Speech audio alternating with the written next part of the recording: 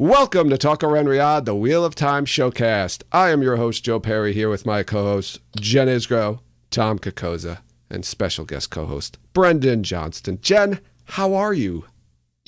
I'm great. I'm in my Seanchan phase right now. I'm also in my green Amazon Wheel of Time robe, which won't stay up high enough so that you guys could see the logo. I'm going to keep yanking at it all night. But yeah, anyway. That's what she said. Yeah. I am ready. It won't stay up. I got to keep yanking on it. I've heard that one before. I am ready for episode 6. Tom, are you ready? I thought I was ready. I thought I was ready for episode 6, and I don't think I was. But I am ready to record tonight. Very excited to do this podcast. I'm also very excited because I think you introduced Brendan's title on the show slightly differently every week. I do. And that really pleases me. I want to keep people on their toes. I actually write it down what I'm going to say for how I'm going to introduce Brendan every week to make sure I don't say the same thing. And that's not true. Brendan, how you doing? I'm good, Joe. How are you? I'm doing well. Traditionally, I was watching the episode or rewatching the episode and taking my notes. And when I was done, I was like, I didn't really take many notes. And then I scrolled through and I said, damn, yeah, I did take a lot of notes. So it happens every week. I feel like one of us says that every week. I say it every week, I think. That's all I could say. Okay, so let's remind everybody, right? First part of the episode is spoiler free. Then Brendan will say goodbye to everybody and we'll talk about some spoilery type stuff. So if you've never read the books, stay for the first part, leave for the second part. But before we get into the episode, Jen, I think you have a recap for us. I do have a recap, Joe. You're right. Episode 6, Eyes Without Pity. Written by Rami Park. Directed by Maya Vervillo. Egwene is dragged into a bare stone cell by her new Sildame, Rhenna. Egwene tries to beat the hell out of her, but learns the hard way that any pain she tries to inflict on Rhenna, she feels twice over. Same thing with trying to remove her new collar, an item. Rhenna wants to be her friend, but then tortures her into telling her name, so good start. The moment Rhenna leaves, Egwene tries to grab the bracer she's left on a hook, but her pain is so intense she vomits. Puke count, 1. In the Teleron Riyadh desert, Lanfear continues to manipulate Rand. She tells him that she's been protecting his dreams from Ishamael, and that he plans to turn all Rand's friends to the dark to control him. Rand says Lanfear needs to give him a reason to trust her, and when he stands up to her, he reminds her of Luz. Aw. She tells him she will help him on one condition. Rand wakes up in Moiraine's house in Cairhien, where Moiraine is still standing over him, watching. He says Lanfear's condition was that he leave Moiraine. She admits to him that she did have Logain brought to Cairhien to teach him. Ignoring her protestations, Rand leaves. Mat and Min have arrived in the foregate of Cairhien. Mat is fully into all the partying that's going on, but Min looks incredibly uncomfortable and wants to leave.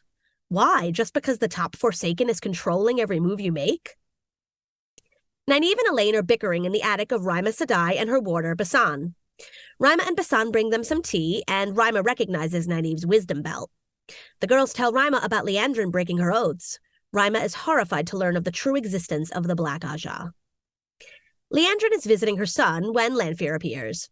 She asks Liandrin why she works for Ishamael when she hates men. She figures out Liandrin swore her oaths to the dark to keep her son alive, but since he's holding her back, Lanfear will just go ahead and kill him for her. Hey, Liandrin, how's your dead son? Loial is doing his slave duties in Surat's court, full of gaudily dressed Seanchan lounging around and being generally obnoxious. Surath orders Loial to sing, and he does, a low rumbling that makes a plant on the table begin to grow. The Seanchan laugh and clap at Surath's little plaything, and I want to punch all of their faces. In the hallway, fellow slave Ingtar tells Loial that the horn is in Turok's room of curiosities and is barely guarded. Egwene is another story. She's being kept in the kennels with other Damane, and the horn is more important anyway. Loial insists they will find a way to rescue her, and knows how strong she is, despite only knowing her for a day and a half. Egwene is in her cell having picture dreams about cracking Rhenna over the head and beating the hell out of her. But you're not listening, Egwene. You can't even pick up anything you might think of as a weapon. Rena says they'll do no more training until Egwene can pick up the pitcher only to pour water. She tells Egwene that she can feel how powerful she is, and that strong damane are the hardest to break. But it doesn't look like she's worried it won't happen. When Rena leaves, Egwene longingly stares out her cell window at a beautiful tree that will surely stand forever. Ishamael visits Min in her dreams. Their deal was he would take away her curse once she brought Mat to Cairhien, but he is altering the deal. Pray he does not alter it any further. Now she has to get Mat to leave here with Rand. Lan, Alana, and her warders stop for the night at an outdoor temple to the Forsaken. Lan says he will need Swan's permission in order to return to the tower, and Alana tells him Swan's not there. She's returning from a trip to Caemlyn, which was just the information Lan needed to try and sneak off to find her. Unfortunately, the others were waiting for this, since they now think Lan is a Lanfear stan. Lan doesn't want to be murdered, so he spills the beans that he and Moiraine found the Dragon Reborn. Rand is having another I killed all my friends dream. As he sobs, Ishamael shows up to taunt him. Lanfear appears, calls him Ishi, and sends him away. See, Rand, she's nice. She tells him a little more about the dream world, including that you can visit and talk to anyone you want. Rand says Egwene, so he's not good at making Lanfear think he loves her. But she does take him to Egwene's cell, and they talk for just a moment before Lanfear ends it. Rand demands to know where she is and says he'll do anything. Egwene awakens from her dream and calls for Rand, but then just assumes she's losing it. Rand's dead, remember? She hears a voice from the cell next door, but the other woman isn't very conversational. She's just repeating the lessons that her Soldam taught her. Rama Sedai went out of her way to secure passage on a ship for Nynaeve and Elaine, so they can get back to the tower and rat out Leandrin, but they are not leaving here without Egwene. Rima pulls out an idem and tells the girls to rescue her. They will have to figure out how to open it. Moiraine is sitting at her desk trying to pen a letter to Swan about how she's been stilled. Barthanes enters with some little sandwiches Moiraine used to like, but per usual, Moiraine is rude as hell, so he leaves. In the hall, Anver sees how upset he is and busts in to chew Moiraine out for being such a bitch and for not coming home when their father was on his deathbed. But Moiraine can't tell her that she was busy looking for the Dragon Reborn. No one should ever tell anyone about that. Anver tries to throw her out, but Moiraine pulls the older sister card, and my husband continues to hate her. Swan is traveling in her carriage, which is suddenly stopped by an approaching horse. Swan has some halo knife weaves ready to attack, but the door flies open, and it's just Lan, and he is ready to spill all the tea. Rand interrupts Logain playing stones and demands Logain show him battle weaves. He says teaching him is the only way for Logain's life to matter. Logain tells him not to surrender to the power, but to take it. Rand overdoes it immediately and almost burns himself out. Puke count 2. Logain tells him he can fight anyone with that much power, so I guess that was enough lessons.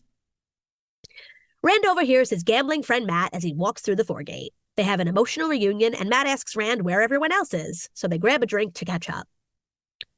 Rima and the girls are working on how to open the idem, which they figure out is a ter'angreal.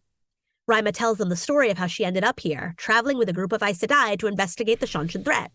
A gray and green Aes Sedai and their warders were killed, and a blue sitter was captured. Rima shows them their rings and says they died to get her that idem. Rena tells Egwene that an Aes Sedai is the one who created the idem. With the Seanchan, Egwene will reach her true power. Together, they look at the tree outside, and Rena guides Egwene into channeling to feel its roots, its sap, and then setting the entire tree ablaze. Rena is so happy about what they've done together, but Egwene still cannot pour that damn water, and Rena snaps, literally kicking her while she's down.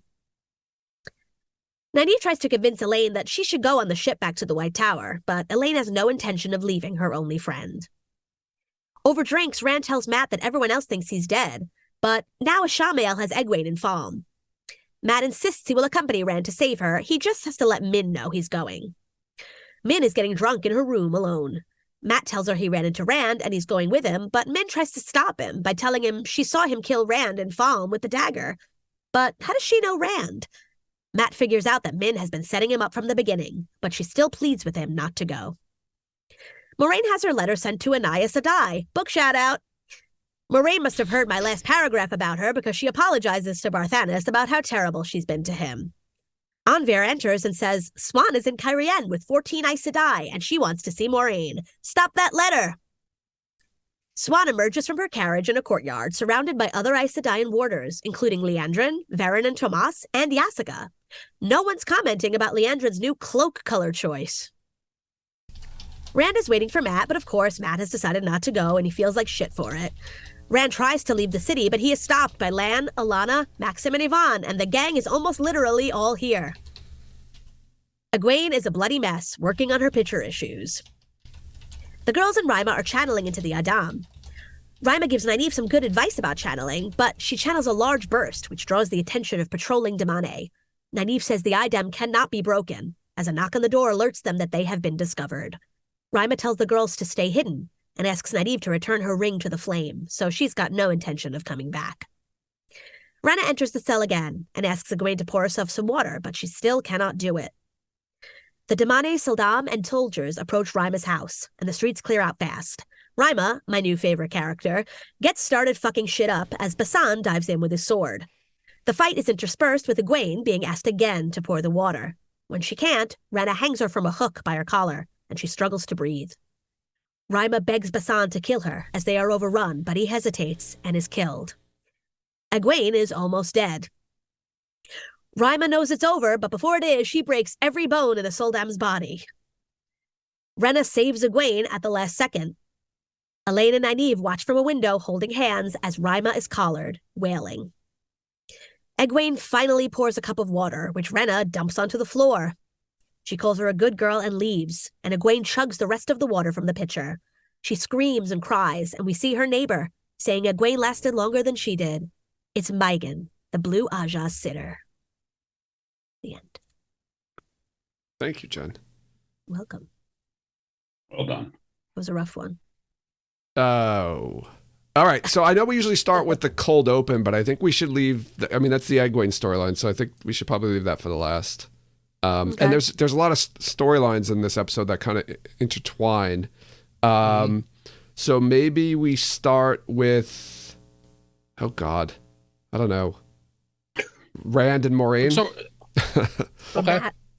And then Matt and Min jumps into that, and Lan eventually, Alana, that gets into there. So I think we could probably tackle that whole side of the storyline. Okay.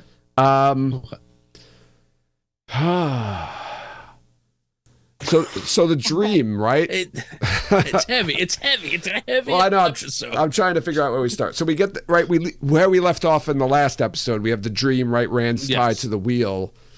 Yeah. All right.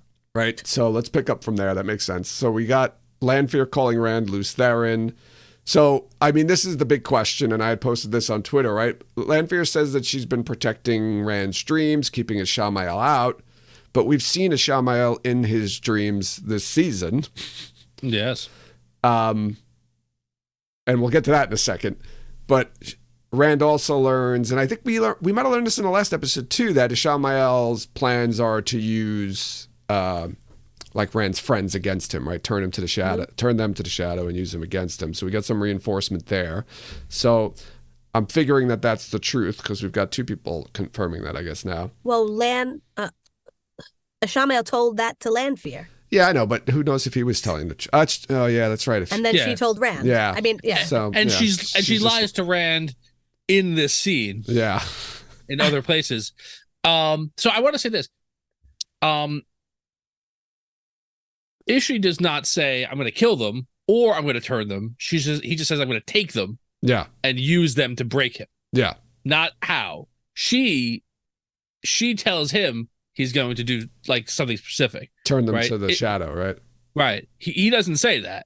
Like, No. I think he'd be willing to kill them or whatever. It's just that he's going to own them and hold them over the dragon. I think that's all he cares about. Yeah.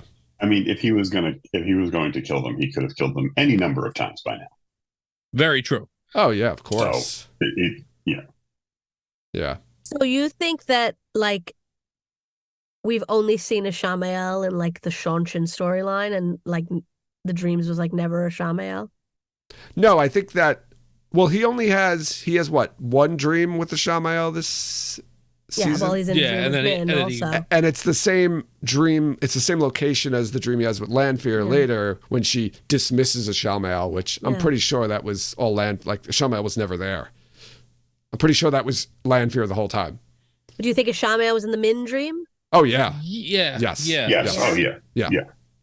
Yeah.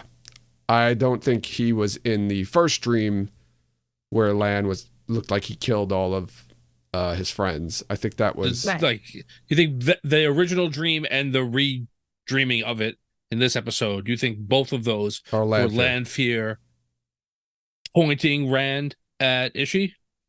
Like, why would she do that? I'm not saying you're wrong. No, but, yeah. like, what's Why her did play? she do that? I'm Because trying he can to. get rid of Ishamael, and then she's top dog. Yeah, As far as we know, she's the only other one out, but there could be others out that we don't know about. I also don't remember that. Oh yeah, that dream. Ishamael didn't even say anything, right? In that dream, he just appears and then he disappears. I'm not sure. I don't remember. I don't think he says anything. He might say something like "You're mine" or something like a one-liner. He says, I think. His voice appears like afterwards as Rand's walking through the city. You can hear him. Yeah. You belong to me. But that, and I remember saying back then that I thought that was Lanfear's voice. Yeah. So I think, and then the way that he dissipated in that scene, like we've only seen Lanfear do that. She's the only one so far that we've actually seen do that weird like disintegration. He does that in the Min Dream. Does Doesn't he? he? Yeah. Does he Yes. really? Yeah. I'm like Yeah. 95% sure he does. Yeah, I think that's just how they like. Are you sure? I'm 95%. Somebody sure. go look that up. Somebody go watch that scene again. I thought she was the only one who does that. I'm in the middle of doing a podcast right now. I got really... No, I'm talking to people in Okay, chat. sorry. Kate's gonna go do it. But also I wanted to point out too, right? Lanfear has a stipulation for helping him. She also mentions that Moiraine is the one pulling the strings behind him. She's the one who got Logain placed there, and she wants Rand there, which of course is true. But when Rand pops out of the dream, he says that he has to leave. He can't stay with Moiraine because that was what Lanfear said. Otherwise, Lanfear is going to kill Moiraine. So I want to be. This is the first thing. We don't hear what Lanfear says. Right. We hear what Rand said. Yes. Lanfear said. So I think that that's very telling, and that leaves opportunity for that's not what the condition was. I don't know what else it could be, but I think it's. I think that it's. I think that it was intentional to not hear her say that condition and to hear him tell it later. Do you think he's lying? Yeah, I think there's potentially he's lying. So what do you think then was the stipulation? It could be something that Moiraine would not be okay with. Like he has to do something. Rand has to do something that Moiraine wouldn't be okay with. Yeah. Okay. Not that he intends to do it, but I think, we've talked about it a little bit, and we'll talk about it more as this episode goes on, but like Moraine's not in a good headspace this entire season, for a lot of reasons. And like, I wouldn't trust her to handle stressful news particularly well right now. Yeah. I agree, but I'm not saying, I'm just saying, the fact that you didn't hear her give a condition leaves it open to the fact that like what Rand said is not true. Rand is not bound to tell the truth. No, it's true. I think it just, I don't know. For me, I didn't doubt that that's what she said because I thought it was just a choice from the storytelling point of view. It's more interesting if you don't hear her say it and then it cuts back and then you find out like afterwards. Yeah, I think there's an option that he is telling the truth. I'm just putting it out there that he could not be, and it could be something else. Yeah. We also learn a little bit more. Oh yeah, he does. So Kate's saying he does to do the disintegration. Okay, so maybe that's just a general Forsaken, or just a general. Oh wait, there's a typo. Oh, he does not. He does not. What is that disintegrate. picture though? That's mayhem. Pretty important typo. That's mayhem. Posting something else. Yeah, but that's That's not the clip. Disintegration. Oh, that's something different. Okay. Yeah. I don't think that's the same clip. Thank you, Kate. But in the other dream, right, in the next dream he has with Lanfear, the one that we were just talking about, where it's the same scene of him killing all his friends, we do learn a little bit more. The audience learns a little bit more about the world of dreams, or the dream world, or Teleran Riyadh. Lanfear says you can travel anywhere, you can see anyone, you can die in Teleran Riyadh as well.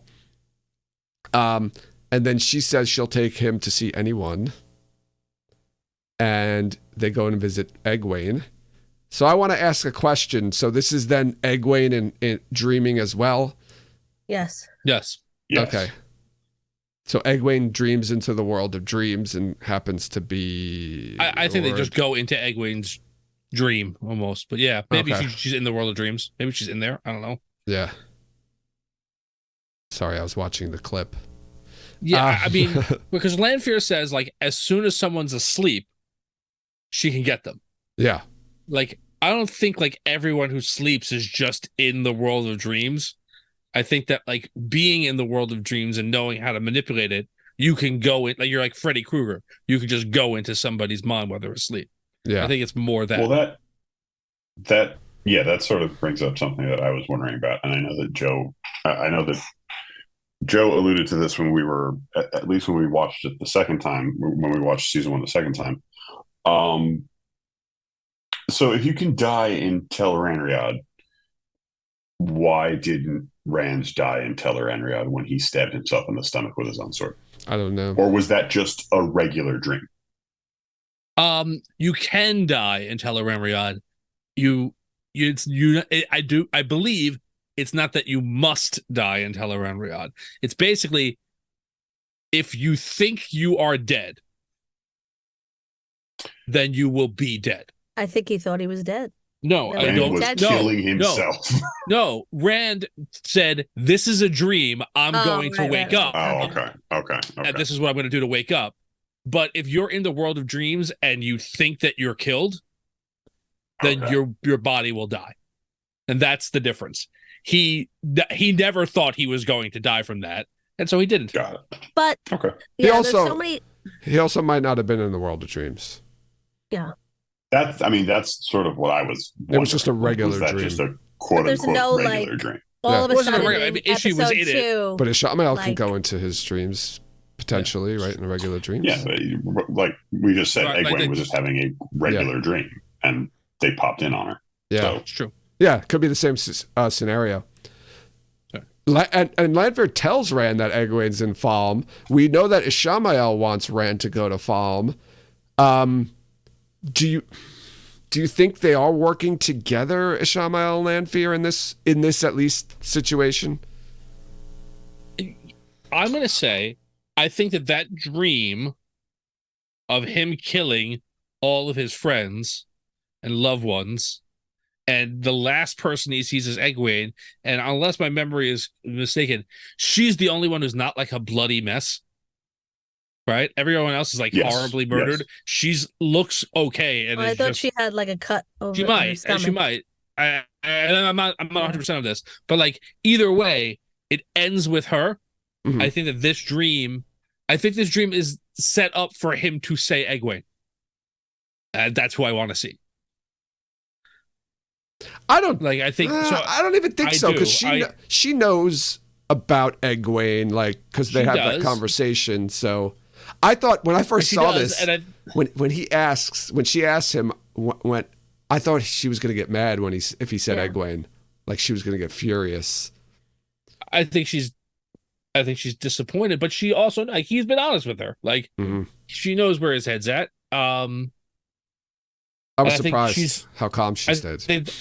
I think she was like, I'm going to let you see her, and then not Like, this be is able enough. to communicate. Yeah. As soon as you start to actually communicate, I'm going to take you away. Yeah.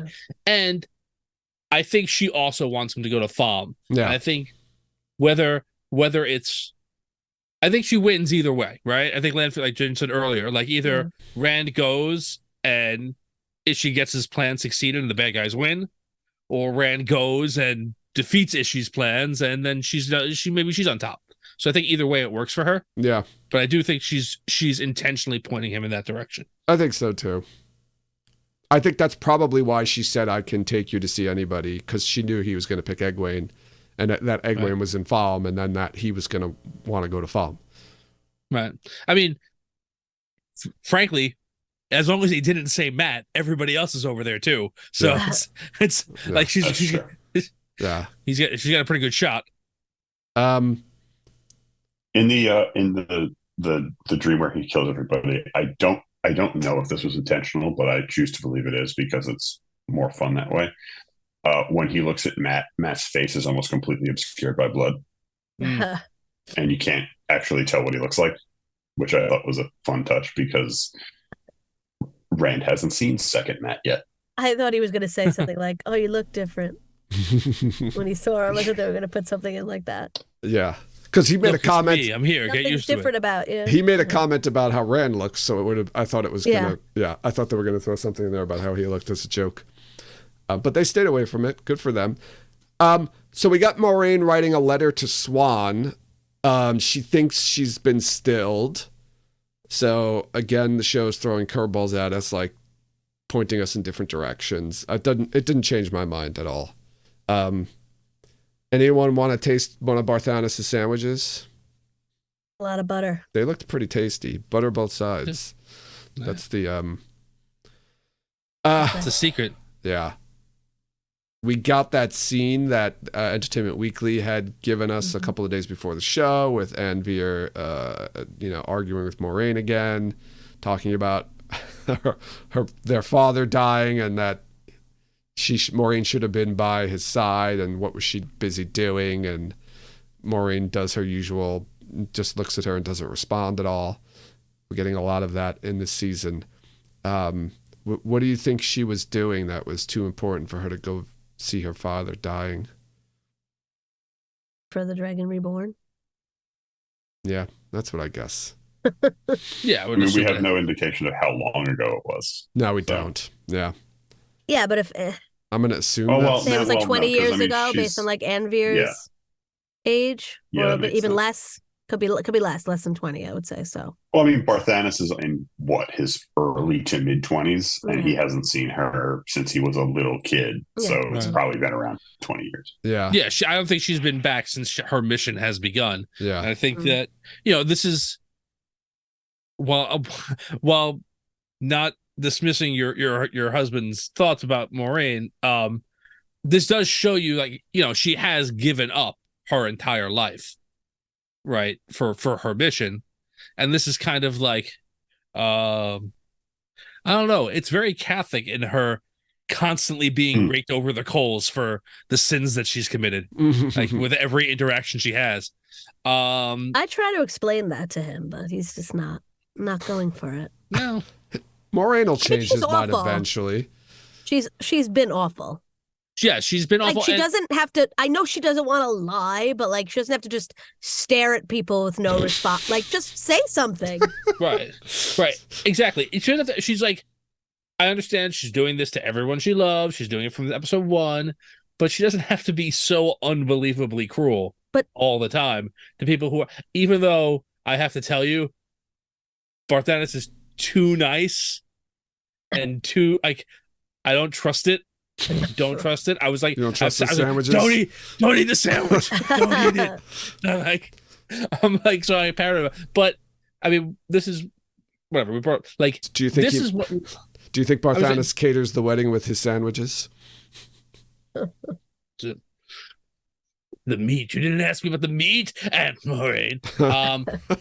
But I think, I was talking to some people online about this over the last couple of days. Like, this is, I'm just jumping around, but this is the decision that Lan has come to, is basically like, Moiraine needs almost like an intervention because she can't, like, what she's doing is not healthy or working.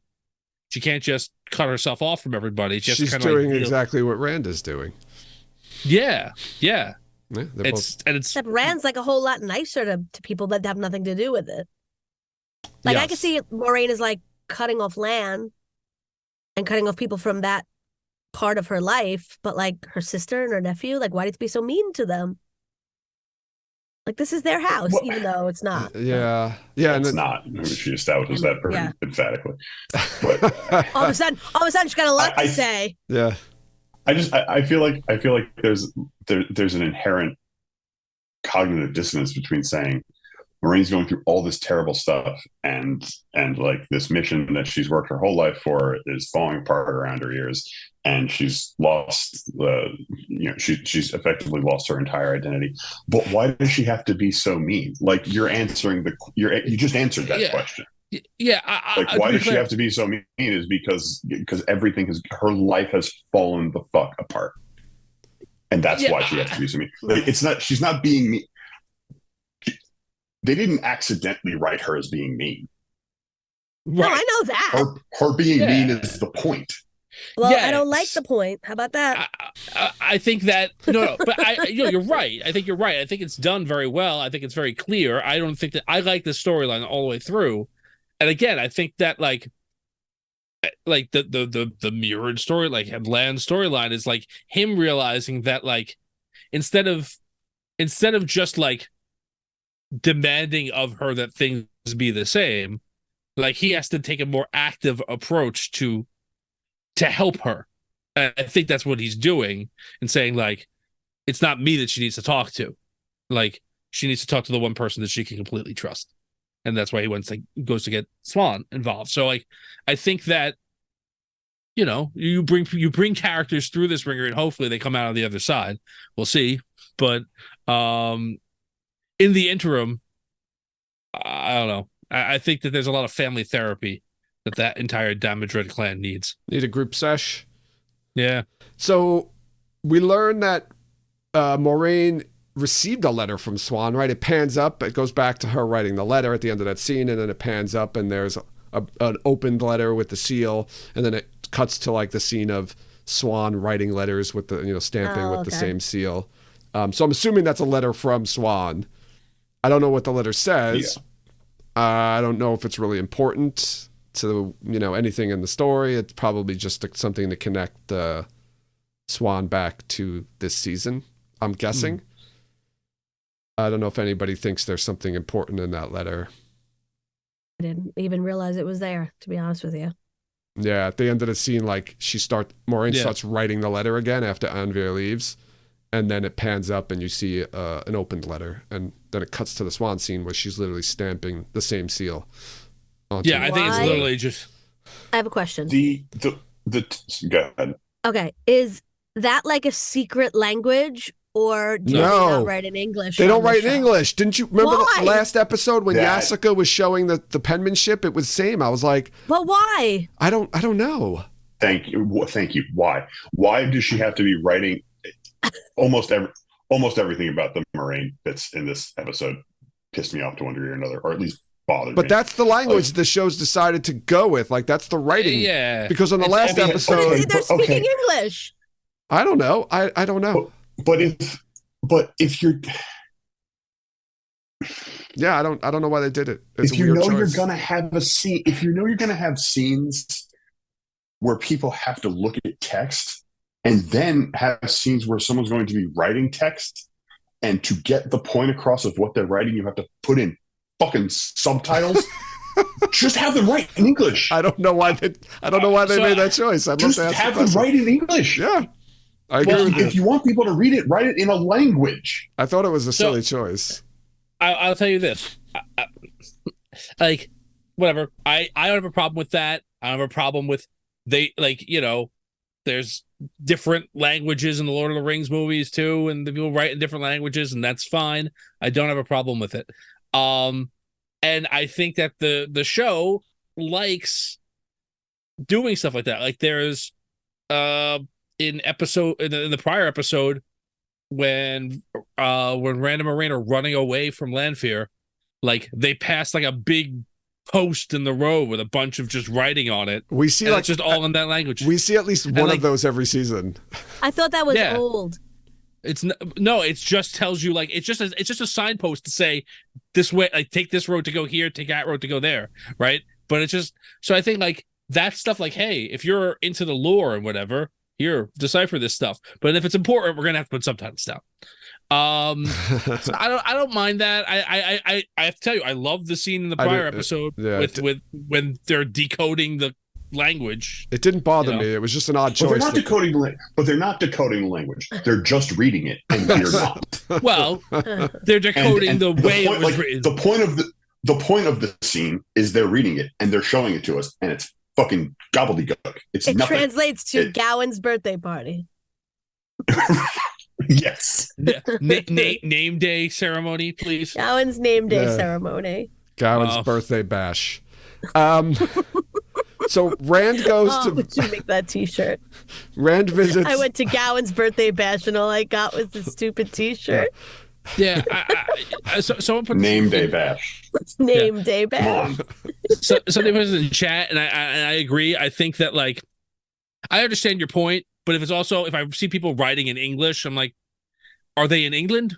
They shouldn't be speaking in English. They're not speaking in English. They're speaking in their language that we're watching. It's not Brotherhood of the Wolf. We're watching the whole thing with subtitles on. Or the Passion of the Christ. I mean, this is one of the things that, and this is not necessarily a conversation. I can't believe I was not expecting us to have a conversation like this tonight. But this is one of the things that really sort of bothers me about the fantasy genre in general is shit like this and shit like calling it his name day. It's his fucking birthday. Everybody knows what you're talking about. Just call it his birthday. When Una was about to die and he said feck instead of fuck, everybody knew what he was saying. Don't say feck, say fuck. Everybody knows Una what you said mean. feck? Or something like that. I don't remember that part. He said some bullshit made up fantasy profanity, and I hate it. Brendan, they didn't even stick with the fantasy profanity. Yeah. They threw a couple of words in there for people, but oh man, I so wanted all the Wheel of Time cursing and stuff. That's so I really hope Blood and Bloody Ashes. Did we get one of those yet? We haven't got Blood and Bloody Ashes. Blood and Bloody I don't think so. No mother's milk in a cup. Mother's milk in a cup. Mother's milk in a cup. That's a good one. All right. So Rand visits Logain, right? I'm gonna bring this up, and I think the show just made a choice on this, right? It looks like Logain can see Rand channeling, right? He can see the weaves. He seems to react. He's the light. He's a light. I don't think Rand's I don't know if Rand's is weaving anything. He's just pulling in the power. Yeah, but it seems like Logain can see that. So I think we've settled on it in the show saying even though he's gentled, he can still see it. Yeah, well, he saw him able to channel when he was gentle the first time. Yeah, so I think we're okay. So I'm just establishing it seems like they're being consistent with this. So I think that's just a change from the books, a little bit of a change from the books, which, okay, that's fine as long as they're consistent with it. I think they kind of need that to make it work for the whole path that they've chosen. Yeah, I mean, it was a weird scene because a little bit happened and it seemed to go, it was just like, teach me. Okay. And he starts holding it. He starts drawing in the one power. He draws in too much, vomits. And he's like, there's not enough time. It was like the scene. You can fight anyone with that power. Great. Goodbye. Yeah. It was like, there's not enough time. Did he expect to become a master channeler in a matter of 30 seconds? Or anything? All he said was to seize the power, not surrender to it. That's it. That's all. It is. Okay, Brennan. No, it is Kenny Rogers the Gambler level advice that Logain is giving. Like, if you listen to the lyrics of that song, like the gambler tells the singer, you got to know when to hold him and know when to fold him, but he doesn't tell him when those times are. He's just saying, you got to know how to do this. You got to know how to do this, man. Logain is basically saying, okay, to do the magic, you just do it. And Rand's like, you're so strong. Okay, you can do it. I'm off. No, he says there's not. He's like, there's. Oh yeah, you're right. After he's like, there's not enough time. Rand says that after he vomits, he's like, there's not enough time or something like that. Like he doesn't have time to learn. So I want to say, I agree with all this stuff about whatever. I thought it was, but he does tell him one particular thing, which I know bothered you a lot in the first season, and now they're finally starting to clarify this, that channeling for men and channeling for women are not the same. And they're one of the reasons that Rand couldn't control what he was doing every time he channeled is because he wasn't channeling correctly. He was surrendering to it. No, you're doing it all wrong. Right. It's Leviosa, not Leviosa. and men have to, like, women surrender and men grab it and seize it. Take it. And ride. It's yours. It's yours. It's yours. It's 3 pounds of apples. So it's 3 pounds of apples. A joke for 2 people in the entire world. That's it. I missed that second Both of them part. were on this podcast. So The 2 of you. yeah. So I think that that's really all they were trying to get out of that. I've heard that. Is story. Right? All they're trying to get out of that scene, but the important thing was that Rand wasn't channeling correctly the entire time. One of the reasons he couldn't control it. Ishii gave him bad advice in the first season, probably on purpose, right? Because Ishii told him, surrender to it, whatever. But Ishii was guiding him to do what Ishii wanted, not what Rand wanted. And now Logain is saying, like, hey, take it. And once you take it, you are going to be able to do whatever you want with it because you're insanely powerful. You have to respond. There was somebody who made a comment about that from the first season on one of our podcast episodes on YouTube about like how Ishii told Rand to surrender to it. And the commenter was very angry because it was not like the books. So you can go back now and respond to him and be like, he did it on purpose because he wanted to tell him incorrectly and tell him to shut his pie hole. The true sign of a well-adjusted fan, going back to find YouTube comments from 2 years ago to point out that the person was wrong. Hey, man, I've been doing a podcast for 4 years about this show. I don't think you can identify me as well-adjusted. I think Rand thought that he was going to go to Logain, be taught how to channel, and then leave for Falm like within hours after that. 3 minutes. He's like, I've got to meet Matt. I don't remember the time limit. An hour? What hour? An hour. In an hour, he's an hour. No. This is before he meets Matt. This is before he meets Matt. That would have been great if it was after he meets Matt. But look, I've got 45 minutes. Let's get this going. How do you do the kill the army weaves? How do you do that one? But we get, I'm sorry, people, this is probably my favorite scene in the episode. But we get Rand and Matt reuniting. It was a really good scene. Sorry. Oh, because a lot of people probably disagree, but this was my favorite scene of the episode. Well, I don't think it's the best scene, but it's probably my favorite scene in the episode. Yeah, that's what I mean. My favorite scene. That's what I said. It's like my opinion, man. But I know there's something in it that bothers all of us. So let's just go to, because why should we dwell on the niceties and the greatness of the scene? Let's talk about what we don't like about the scene. When Matt asks where everybody is, he says, where's Perrin? Where's Egwene? And he knows where Egwene is. And I rewatched it and I wanted to check. I was like, let me watch his facial expression. Maybe he makes like some sort of expression to like. He doesn't. Is Matt just being a jerk, or did the writers maybe miss that? Do you think? No, I don't think they missed it. Or he's just like pretending he didn't see her. That's what I'm saying. Or see if Rand knows like where she is. Whatever. He doesn't know that Rand's been playing dead, right? Okay, that's true. And I mean, I don't know, who knows what Leandrin told him and didn't tell him from those letters, but whatever, because she was not telling him all the things that were written in there. He sees Rand. He assumes everyone else is there, because why would he assume that like he's looking at life through his point of view? He's been locked in a cell for 6 months. He got out. He came here. They weren't traveling particularly quickly, right? Or whatever. Like, who knows? Rand's here. Maybe the rest of the people are there. And so you think he really thought like Egwene could be there? Yeah. Why wouldn't she be? He got there. She could get there. Because she's in the White Tower training to be an Aes Sedai. So, like, it doesn't make a difference. Like, to him, it's not like he just got there. She can come too. Like, Rand's here in the middle of this place that I, in my head, have randomly come to. Right? Like, now he doesn't say, because the last time I saw her, she was crying on a bench and I ran away like a coward, because he's not going to mention the fact that, like, hey, buddy, the last time I saw the girl that you love, right? Like, she was upset and I didn't want to deal with all of that because I was feeling my own feelings. So I just ran away from her. So he's not going to mention that he saw her recently. I was busy feeling my own feelings. Why not just leave her name out? Yeah. Because he cares about her. She's one of his best friends. Oh, well, okay. Well, yeah. One of, not the top I two. mean, they He's only got established in the- 3. We had this conversation a couple of weeks ago. I think I think Jen, you said if Rand wasn't there, Matt wouldn't hang out. Matt and Egwene would not be hanging out.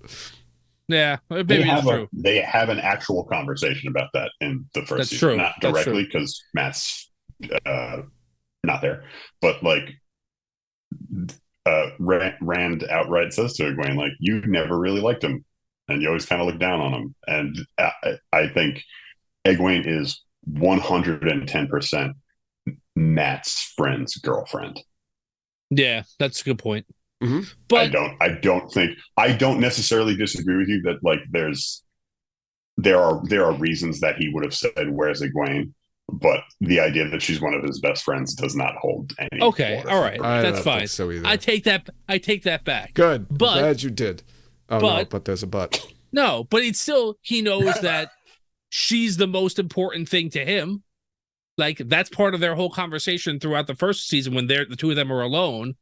Like, you know, that like he knows Rand wouldn't go somewhere if like without her or whatever, that he would always go and try and find her. He would assume if he's here in this random city in the world, maybe she is too. It's not, I don't think it's an unreasonable like or illogical question. What about when Rand says, Egwene's in farm and I'm going to go rescue her? Maybe he could be like, are you sure?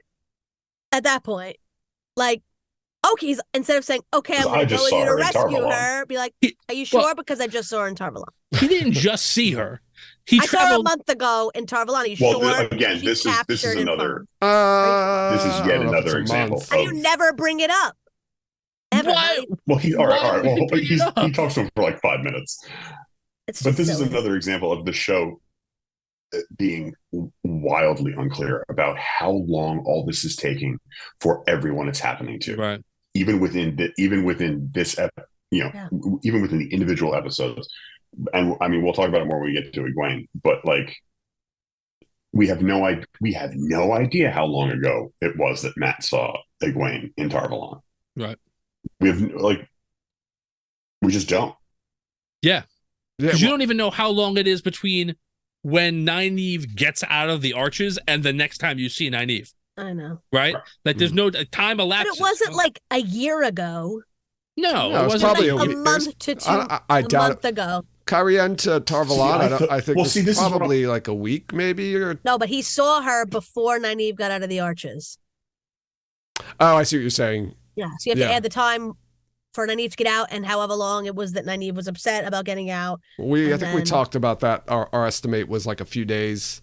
Yeah, so at least I'd say a month. Give it a month. Even if it was a month, I would probably still not even say 2 weeks, 3 weeks. And they don't go directly to Cairhien. They go somewhere. Well, I think they just stop on the way to Cairhien. That's just like they go somewhere. That's where they're going. They're leaving Tarvalon to go to this hotel, this inn, and then Min's supposed to meet somebody. And then it's when she falls asleep. It's Ishi. So like, who knows? I don't know. We looked at the map. I didn't do it. I don't know where that place is, but like, it's not like they left Tarvalon and directly took a straight line. They could have. We don't know that they didn't though. There's nothing to say that they did, but there's also nothing to say that they weren't already in the direction, like heading in that direction. There's only 2 roads I think that come out of. There's one that goes north and one that goes south. To Tarvalon, right? There's one that goes north up into the borderlands and one that goes south to Cairhien and Camelin and the rest of the continent. So they probably went south, but whatever. I just feel like no matter how much time passed in show universe, it's still weird for us that he saw her and pretends he never saw her. There's no indication that he's pretending, and he never says anything. I have to say this. I understand. It's not weird at all. Like, why would he say to Rand, hey, the last time I saw Egwene, she was incredibly upset and crying, and I ran away. He doesn't have to say that. He doesn't have to say he ran away. Like, the thing Egwene's is, in Tarvalon, where I was. I saw her. That's it. She doesn't even know that he saw her crying. So it's not like she's going to rat him out on that. He could just ask where Perrin is. He doesn't even have to mention Egwene because he knows where Egwene is. Exactly. Why would he mention her? He could have also just say, "Is Perrin here? Where's everybody?" And he said, "Where's everybody?" And then he started naming people after that. I think it looks bad on Matt because Jen's right, because I wasn't even thinking about that part where like Matt's like, we have to go rescue her. She's in Falm. Oh, Rand says that. Matt didn't even look confused. He was just like, all right, let's go. Not like, wait a second, I just saw her. He didn't just see her.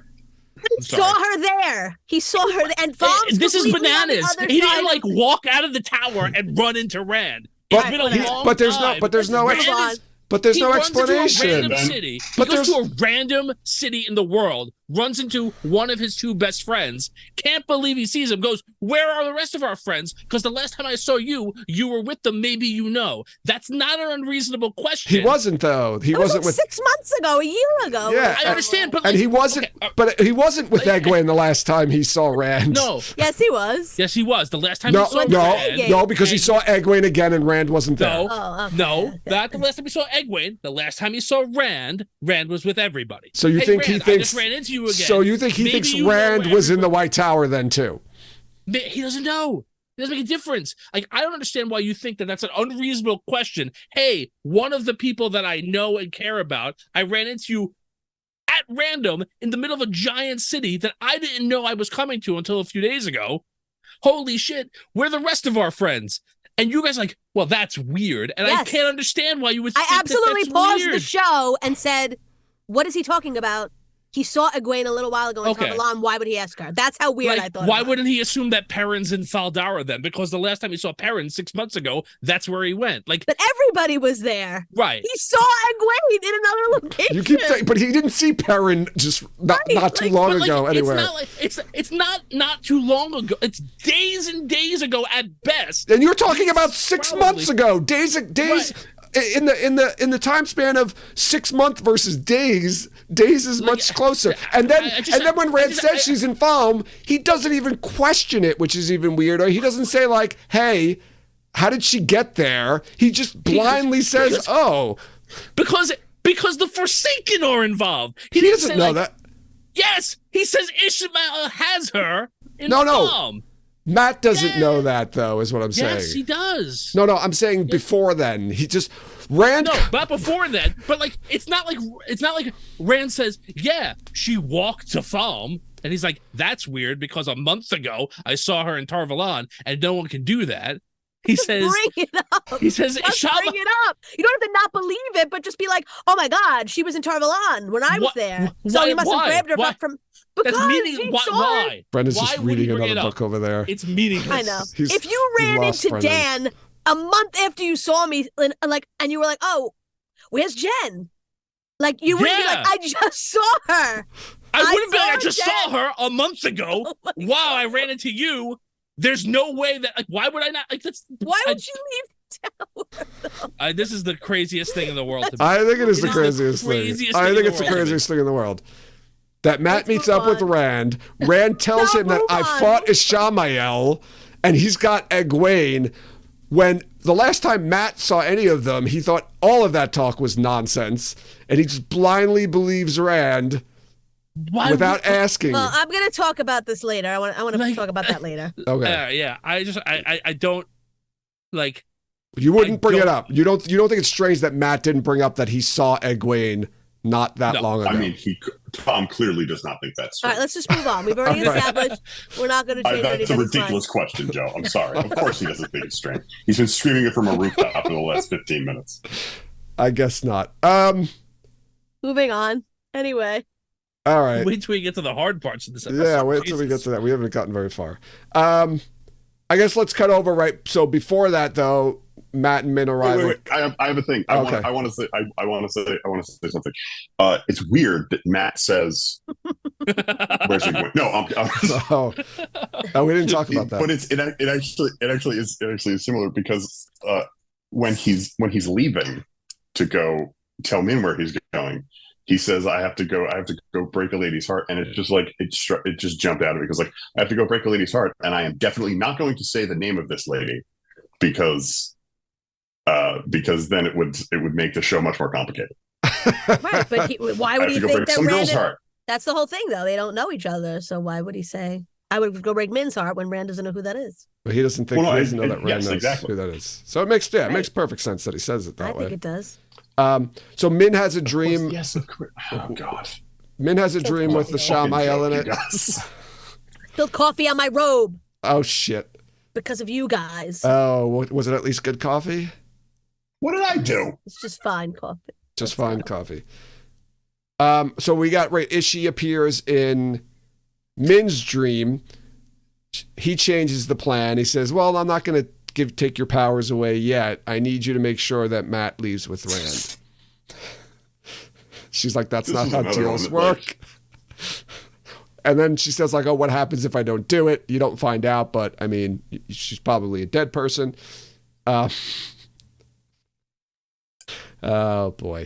And then Min confesses to Matt when he goes back to tell her that he wants to leave with Rand that, you know, she's kind of been setting him up. Although she says she hasn't been, even though she admits to it. Under duress. How does... Oh, yeah, I wanted to ask... She hasn't been setting him up. Leandrin and Ishamael have been setting him up through her. Yes. I forgot to mention, though, how do you think she mentions to Ishamael that she thinks that Ishamael knows her vision, the vision she saw about Rand and Matt in, you know, from 2 episodes ago. How do you... Does he know, and how does he know? I don't think he does know. I think his plan was just to get Matt with everybody else so that he can have all of Rand's friends and control them, right? He didn't seem interested when she said that, though. Like, how do you, like, because she flat out said it to him, and he didn't even like flinch, like to be like, you know, like, no, that's not how I know. But what is your vision? Like, all right. I don't know. Maybe he does now, but I don't think that's what started it. Well, she didn't have the vision yet. Yeah, I mean, he's a magic dream monster in her brain. Yeah, it's true. He could have. It's really all you need, I guess. Like, yeah, this kept happening in the first season. Like, he's a magic dream monster who goes into people's brains. He knows what they know because he does. We talked about it, that there was potentially she was telling Leandrin, right? She told Leandrin what she saw because Leandrin knows about her powers and would probably ask that as part of their deal. So I don't know. Maybe there's still, I guess, the potential that Leandrin told Ishamael. That makes sense. Yeah, that works. Sure. Yeah. Okay. I want to be very agreeable after the last segment. You better be. Otherwise, you're going to get replaced by a bag of peanuts. Poor Matt. I was so sad. This was horrible. They bring Matt back. There's this beautiful reunion with him and Rand, and they're like, yeah, we're going to go to Falm together. And then Min's like, you can't go to Falm. And Matt's like, motherfucker. And then Matt just staring at Rand like through the lattice and Rand's waiting for him. I was like, this is so terrible. I don't know if this should be Matt discussed sucks. later, but I'll ask the question. If you think it should be discussed later, let me know. Does Min know that everything she sees is definitely going to happen? She should. Yeah, I think she does. What, like, does she think that if he doesn't go, like, she can stop it from happening? I think there are probably visions that are like, if you go here, this will happen. But she had no idea about. There was no location association. We can talk about it. We can talk about it more. We can talk about it more later. Yeah, I mean, it's different. It's a book departure, but... Oh, you're right. She did mention it. You're right. She did mention the dagger farm. Right. Poor Matt. It's like a clue thing. And we find out also that... in farm with the dagger. We also learned that Leandrin and Min were working together prior to Matt even being in the picture. We kind of knew that. Well, we No, I think she put him in the room. She put her in the room next to him. Yeah, prior. Yeah, prior to like she Matt. Was planted there. Before she met Matt, she was planted. Yeah, okay. I want to ask a question, though. Do you think Matt is going to wind up going to Falm with Rand? Anyway? I don't think... Well, Rand didn't go, so maybe... He's not going to Falm yet. No, I know, but when Rand goes to Falm, Rand's going to Falm. Assuming Rand goes to Falm. I mean, it's in the trailer. Yes. It looks like he goes. They're all going to Falm. I don't know if he's going with him, but they're all going. Yeah, yeah, I think he's going to go. I think... Well, wait, I'm going to hold that because it's going to be part of my prediction for next episode. Okay. Let's cut back to Moiraine. She apologizes to Barthanes. She has a heart. Also, oh yeah, sorry. And then we find out that the Amyrlin's in town and she wants to see Moiraine. Now, there's some stuff that happens kind of in between that. All right. So, look, whatever. I understand. But does it really have to be every single Aes Sedai that we've met already this season be the 14 people that come? No, there's has other to be there. There's other Aes Sedai. There's other ones. There's only 3 that we know. There's others. That are there. There's Shirian's others not if there. only because Is she? No, Shiri's not there. Naomi's not Jessica, there. Leandrin, and Leane. Naomi. there are It's a little more person. there than the ones we've met because we haven't met 14 Aes Sedai to this point. Yeah, there's other Aes Sedai Leandrin, there. Varen, and Yasuka. That's it. Yes. And Leane. At 14 Aes Sedai yet. Leane is there? Yeah, Include the dead ones into the Mani. We I don't might have remember made seeing 14, maybe. I don't think we've met 14 Aes And, Sedai. whose Joya names is we not know there. and who have had dialogue. No, Is she? Joya's Yes. not. I didn't think I saw Joya there. Let's cut over then to I'm sorry, the land storyline here. Okay. All right, so this is. Apparently, Joya is there. They're saying in chat. Oh, I missed Joya. Oh, okay. I'll have to go back. I went back and was looking to see if I missed anybody, but I guess I missed her. Well, they zoomed in on a couple of people. That's why. Uh, And le- I just I want to say again that Leandra's just wearing a black cloak, and everyone's just completely cool with that, even though everyone only wears the colors of their Asha. I saw. Yeah, that's kind I of feel like weird. she wore that cloak as a visual transition for us, but now she's just wearing it, and everyone sees her wearing it. And it's Well, it's cold. Yeah. Stupid. Cold and stupid. Cold and The Brendan Johnston story. All right, so let's cut back to the land storyline. This is I don't know what's going on in this. They go camping. Wait, can we? Is the line in the last time on Wheel of Time Oh, that's when they Joya. were like, "Does Lan know?" Or there was a line put into the last time that I was like, nobody said that. Like Lan no one can't said know that. about No, it was the No, land it wasn't kit. that. It wasn't. Something like It wasn't that. Oh, wasn't it was that? it was it was something like against Lan, Lan, like a negative against Lan that they did not say. They were shocked that they said that line that we thought could have gone one of two ways, and apparently it went a third. It's a third way that it went. That we didn't realize. Yeah. that's what Never they meant. spoke about. Third but way. There's a line that they say in the recap that was Oh, I missed it. like, I don't watch the recap. like Lands of Dark, something like it's not Lands of Dark. My voice like is something my to that passport. It was effect. just cut from a bunch of different lines. Yeah, I don't know, but That man, Dracorin why, is a we already dark did that friend. last week. Chipmunk Adventure. But why? When they were reading the letter in the episode, there was no indication that I don't think that they suspected him of being a dark No, friend. we just misread. We misread that scene. That's it. yeah. I'm sorry. We just misread it. I have to It's go back and clearly watch it. intended. Oh, thank you. So It's- Jen Sedai is saying in chat, it's "Can we trust Lan?" I don't remember anyone saying that. I think they added that. Nobody's.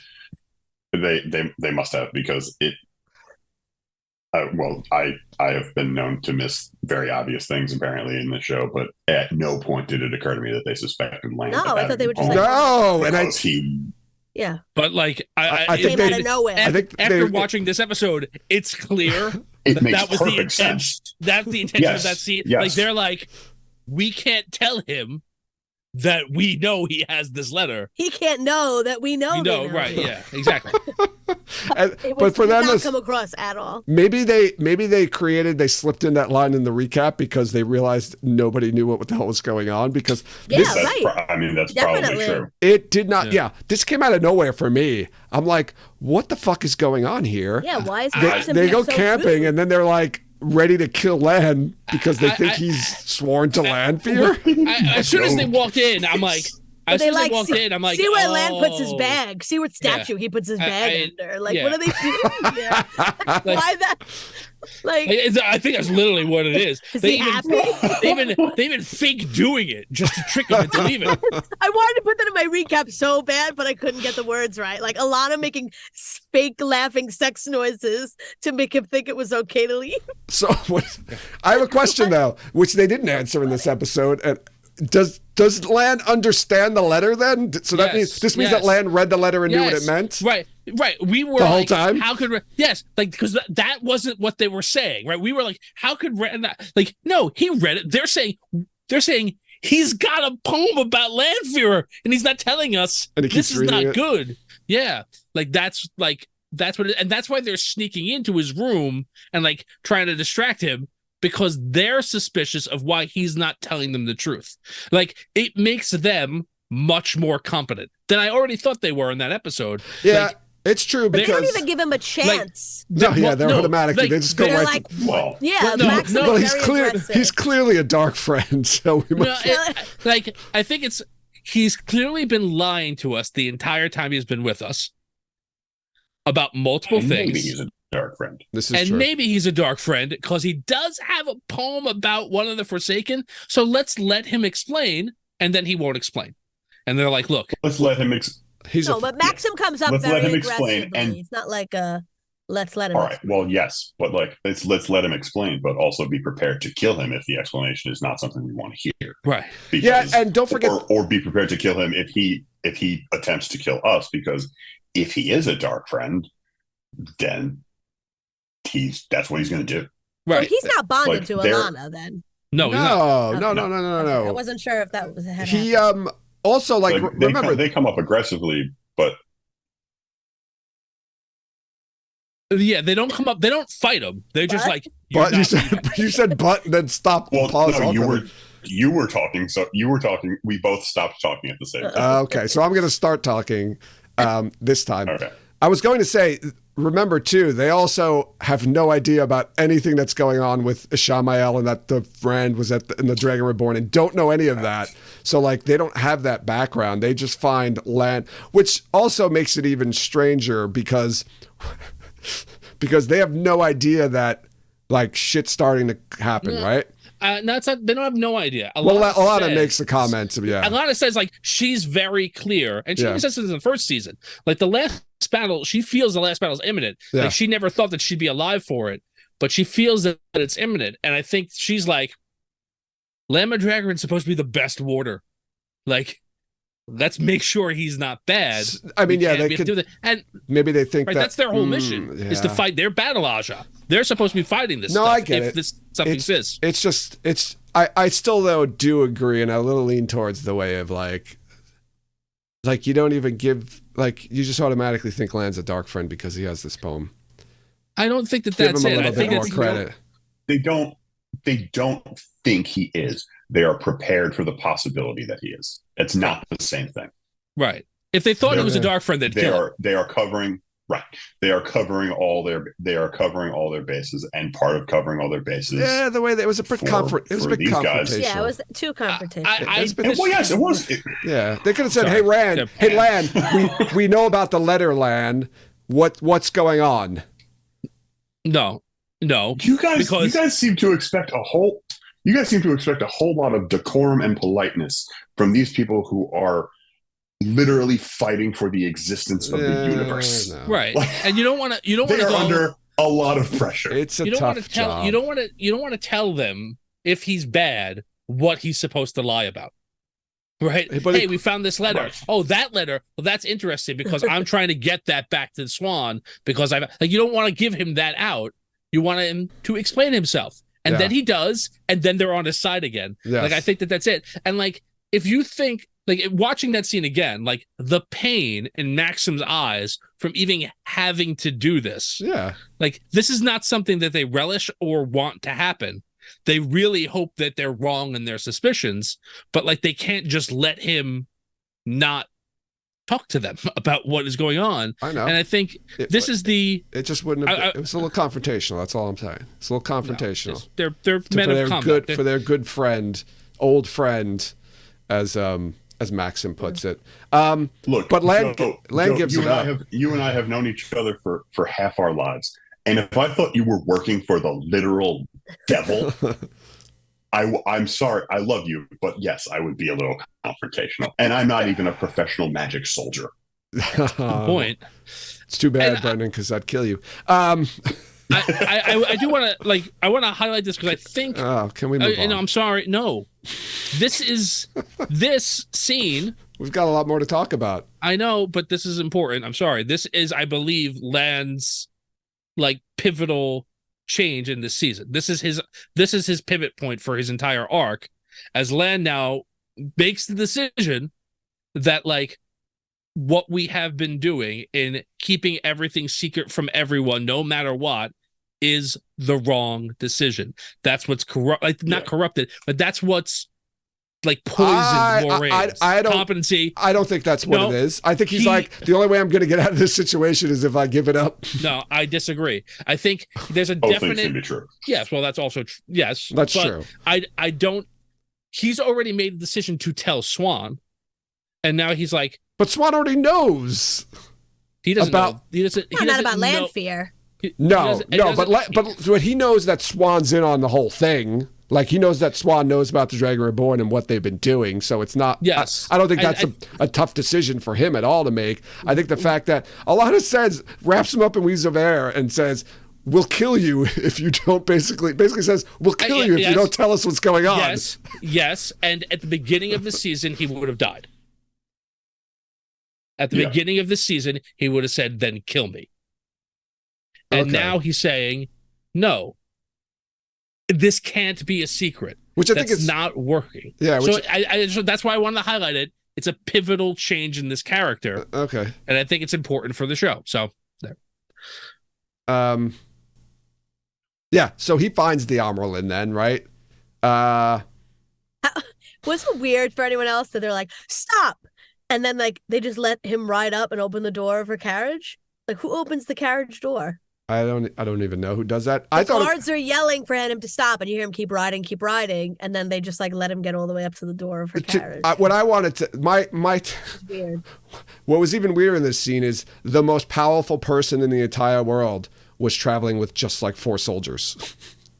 Well, she could probably just keeping a low profile. Kill people. I mean, she's no, I know, but that's like the president, coming to New York with like just like 4 Secret Service men. If he's trying to hide it that he's there, I get Yeah.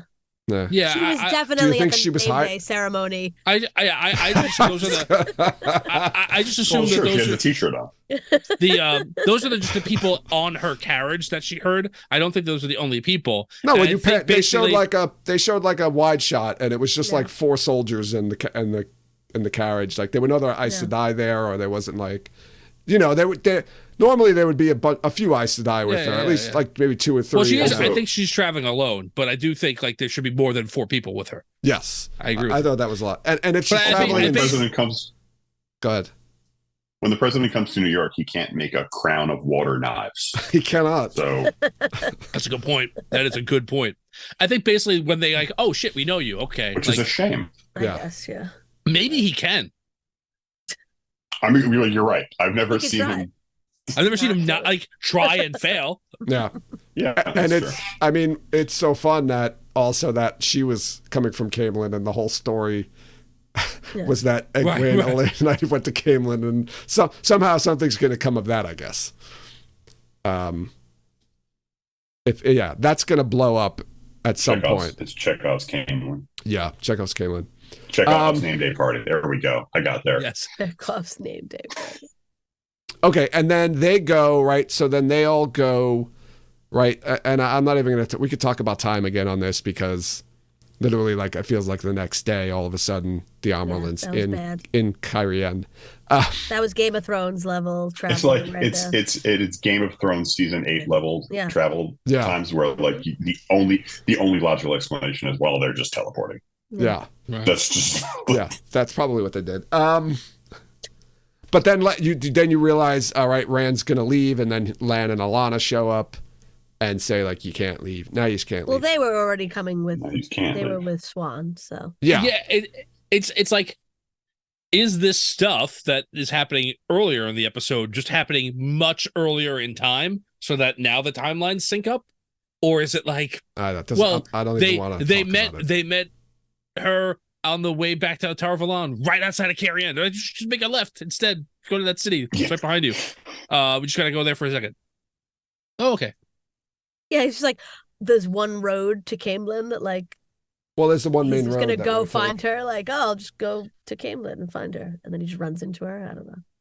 Yeah, I mean, if you're going from Andor back to Tar Valon, you pass Cairhien. You do pass Cairhien. So I mean, she could have been in Cairhien. She could have been right out between. But also, here's the thing, though. there's all the other Aes Sedai with her now. They must have come from Tarvalon because Right, she has to send them a message to meet Yes, her yes. in And Cairhien. she would have gotten. and They all show up at the same Lan- time. Lan and Alana are north of Tarvalon, traveling south to Tarvalon. They were in Arafel, Yes. coming back. So Yeah, it's a whole I don't know. clusterfuck of travel. So I don't even want to spend too much time on that just because it's a clusterfuck. Let's just talk about Leandrin really quick, and then we can go to the Egwene, Lane, Nynaeve storyline. Lanfear visits her. She asks, I thought this was the silly question. She asks, why do you work for Ishamael? And I was like, well, she probably has no choice, right? Like, I don't know if that's voluntary. I don't understand how her swearing her oaths was keeping her son alive when he was like dying. Yeah, that's the thing she says. Like, that's the reason why she swore the oaths, to keep her son alive. I don't know. Did they help? I thought she meant the oaths. She swore oaths to Ishamael. Yeah. Well, Right. not to the But how is Shamael, it keeping her son- to the shadow, to the dark side. How did that keep her son alive? Yeah, I don't know. I don't know if it Magic. did necessarily. I don't even know if it did, or if it was the same thing that like Min's in right now, where like that's what led her down the path. Like, I'll And, kill like, your son if you don't. No, like he's sick. Let me. No, that could People- be. I think Jen might be right. It's like you swear swear yourself to the dark, or we're gonna kill your son. And now that you swore, we're going to kill him anyway. But now we're gonna kill him You anyway. can't because go back on your oaths. yeah, it's like he's holding you back. Like, you're Let me spending just- too much time here. Let's just That go. was- Let me do you a favor. Just Yeah. kill him. We got Brendan. Sorry. I kind of took I kind of took it as, because later Rima talks about how she broke the 3 Aes Sedai oaths, and Egwene and not Egwene, the other 2, Lane and Nynaeve. thank you, are say like, yes, she broke all the oaths multiple times. I took it, and this is just conjecture on my part, I took it as she swore fealty or loyalty to Ishamael, which allows her to ignore the Aes Sedai oaths, because to keep a secret son who's an old man alive for however God knows how long, she's gonna have to lie, and she's gonna have to do a bunch of bad shit. I like that. And she flipped on the Aes Sedai to get out of the oaths. Yeah, I with like impunity. that. I just want to make it I like clear. I think those oaths are. I think those oaths are ridiculous and psychosomatic anyway. But whatever. I just want to be clear though. She didn't swear oaths to Ishamael. She swore oaths to the dark. And Lanfear specifically says that in this. She's like, you didn't swear to Ishamael. You swear to like the dark as a whole. So you don't have to follow Ishamael. Right. I don't think she's gonna go, well, like, until a couple of days ago, I thought he was the only one I could follow. Like, I don't, but like, it is amazing how I'm feeling bad for this person who does very bad things fairly often. Yeah. And I was just like, oh man, this is vicious. And you found like she was forced to marry before she had her period. I'm assuming is that what they were getting at there. And that's, I guess, how she had her child. Well, shortly after. After she had a period. Yeah, after she had a period. Well, yes, I was. Come on, but like, but no, I just meant this is how it works. No. I meant more along the lines of like, a woman hits a certain age. I think it. Okay, I'm aware. I show employed some decorum. I think that bees buzzing. Stop it. The point I was trying to make was more along the lines of the fact that like being a dark friend sucks. Like, and like that's like, this is what you get for being really good at your job. Like, oh, you did a good job. Let me kill your son. Yeah. Well, I think it's just so that you could do a better job. I don't care. I don't think Lanfear cares what she did for Ishamael about it all. She's trying to say, yeah, you're going to be working for me now, I think is what she was trying to get at. Right. All right. So let's get into the Egwene Nynaeve Elaine storyline. We'll tip into the beginning, right? We got Ingtar and Loyal in the in Sorat's party chamber there. They're all hanging out. She asks for him to sing. We get a tree song. Loyal sings his mighty deep-throated song there and gets the plant to grow, which was pretty damn cool, I thought. And then we get a conversation between him and Ingtar. Ingtar's clearly more concerned about the horn, right? Yes. The horn is in a room that's unguarded or virtually unguarded, yet Egwene is in the kennels. We learn that's much more heavily guarded, and Ingtar's like, well, Nice. we got to find the horn. I don't really care about Egwene. Ingtar doesn't even know Egwene. He doesn't know Egwene, but apparently Loyal's very tight with her because he makes that comment about her like he knows her really well. Well, Yeah, I gotta he's imagine loyal. the entire time that he was with, like, that's all that Ren was talking about in Tarvalon when they were hanging out. That's true. That's true. Because yeah, maybe when he was disappeared in episode 7, he was just he had a lot of conversations with Egwene that we didn't see. Yeah. Right. While Nynaeve was having sex, Loyal was just talking to Egwene all night. Well, After Ran left Egwene alone in bed and ran away oh boy, to fight Ishamael, Yeah, her and yeah. Loyal had a heart-to-heart. We still haven't seen any of. there is Go ahead, Brendan. Sorry. there is time that passes for them in Valtara after season 1 ends and before season 2 begins. That's Where yeah. presumably Loyal and Egwene got to know each other at least a little better. What with Maybe. Loyal almost dying and Egwene still being around. Yeah, he probably And able to heard. hit people. He probably heard about what happened too. Like she went, the whole story. Yeah.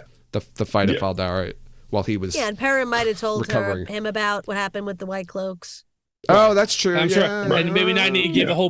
give the Breakbone Fever storyline. Yeah, again. we got. There's a lot. Okay. That's a key one. He was given all the finer points on Egwene. Yes. So we haven't seen. I'm really waiting for Massima to show up. I know we know he's going to be in episode 8, but I'm kind of curious as how he gets worked back into the story. I think that this is now intentional. Did You're he gonna find just swear to the oaths and ask if he could join the guard? I don't know. And like they let him? We'll have to wait. I guess we could talk a little bit about that Yeah. if you want to make a prediction later. All right. So Rena, the Soldam, who's been charged with training Egwene, I made a note. Rena wants to be friends with her slave. How sweet. Yeah. it's It's just easier for everybody if they're friends. It is. Fun. Okay, so I know. I mean, that's probably true. This was one of the most uncomfortable things that I've watched on television, like ever. Was all of the storyline.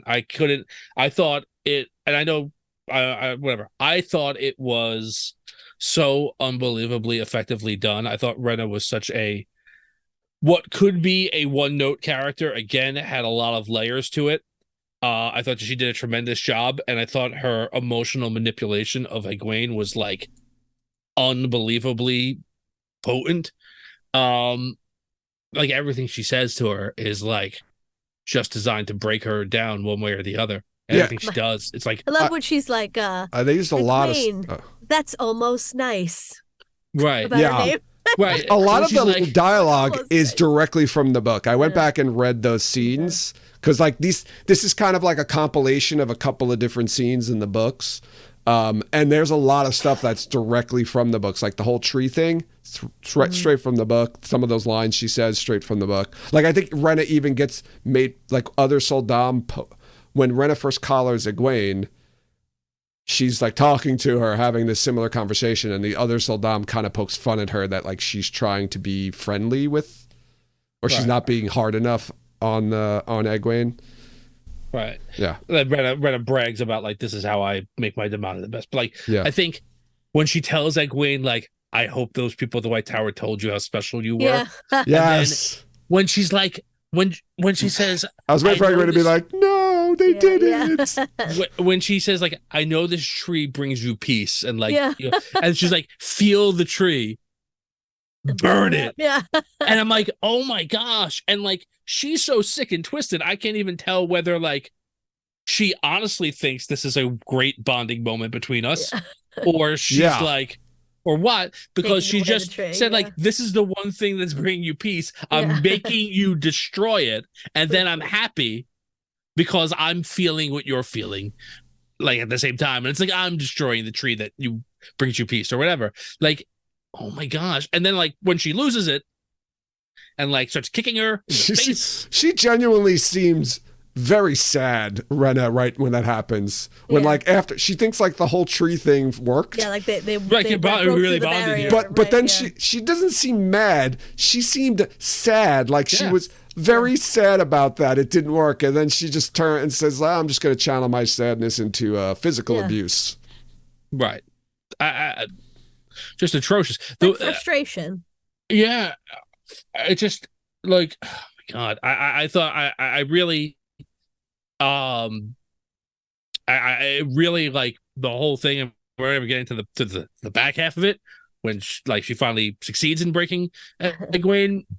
Like, I found it very, very, very uncomfortable to watch in a very good way. I thought it was effectively done. So. You mean like in the back of a Volkswagen? Yeah. Let's cut over a little bit to Nynaeve and Elaine, right? So they're with Rima. They have that conversation where they tell Rima that Liandrin is a dark friend, and then, we get the Black Aja mention again. And Rima's trying to send the girls back to Tarvalon. She's like, you need to go tell the Armerlin about this. And they're like, we ain't going anywhere without our friend. And you get the whole little, I think we get the little sentimental mention of like Nynaeve, like, why don't you stay? Why don't you go and I'll stay? And she's like, she's my friend. I never had a friend. When I watched that scene, it made me think of Tombstone. Yes. With Doc Holliday. I got a lot of friends. I don't. Yeah. Yeah. He's like, why are you? Yeah. He's like, why are you here? He's like, because he's my friend. And he's like, hell, I got a lot of friends. And yeah, that's a great line. Doc Holliday says, I don't. So, I want to ask a question. When she says, I have a ship captain ready to take you back to Tarvalon, who do you think that ship captain is? And then are we going to see him? I don't know. And no. I tell you, like, I was rewatching the first episode today, and my wife Michelle walked past, and it was the scene when Bail Doman's talking to Moiraine, and she went, oh, that's the captain. That's who they're gonna. So like, she saw him. Like, she didn't remember, but she saw him again. She's like, that's the captain. Right. So hope so. Yeah. Rima's got an Adom. We learned that it's a type of Tirangriel, like the Arches, Nynaeve says. We learned that a bunch of sisters who were sent over to Falm to find out what was going on, that two of them died. There was a green and a gray. Rima pulls out the rings, and then one was captured. Blue, which we learn again at the end, is Megan, who we kind of all figured that one out. You know what I'm just thinking? Do you think that their warders killed them? Oh, I don't know. No, they said they were killed, but along with their warders, were not killing Rima. Right. Like, they were not going to kill her. Yeah, they were trying to capture them over killing them, but sure. I'm wondering if, like, unless there weren't any Damane there when they went in or something like that. I don't know. I don't know. Yeah, I don't know. Good question. We'll probably never find out. Yeah, I know. What are the gray Aesidai do? I think this is the first piece. They're negotiators. Oh, no, we have seen a gray. They're like like diplomats, negotiators, and legal type people. So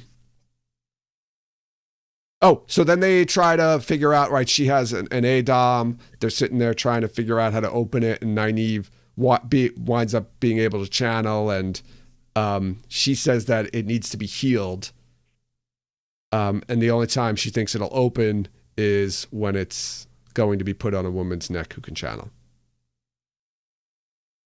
That's all we learned about that. And then Rima, we learned, but what's his name? Basan pounds in a certain way that tells Rima that the Damane are coming and know about them, I guess. I don't know, but they're still pretty far away. Because Nynaeve channeled too much. Yeah. It was like she got a channel burst. Nynaeve channeled a little bit too much, and they instantaneously knew about it. Well, they were walking around, and they can feel it. They can sense. But also, I guess there are Damane everywhere who can channel as well. So why wouldn't they just think it might have been another Damane? Because they're can sense where it's coming from. Yeah, they're walking around. That girl's already it's already established that girl's job is to walk around the town and try and find people who can channel. Yeah. So there's no Damane in houses. But right? The Damane are in kennels. Yeah, no, there's someone's- Damane walking around. They get Not- taken around. Not Not in the town. I understand. Mm. Like, and she's gonna say it came from there, and if there's a Damani there, great.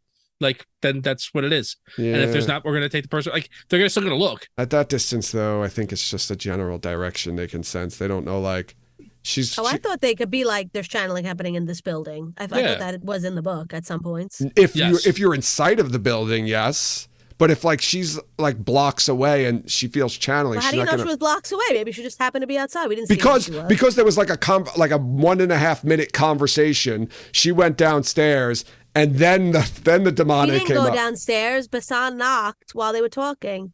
No, what I'm saying is, Basan knocks. They have a conversation. Then Rima goes downstairs, and then the demonic comes walking down the street. Well, maybe she was there and she left to go get like reinforcements, and then they came back. Okay.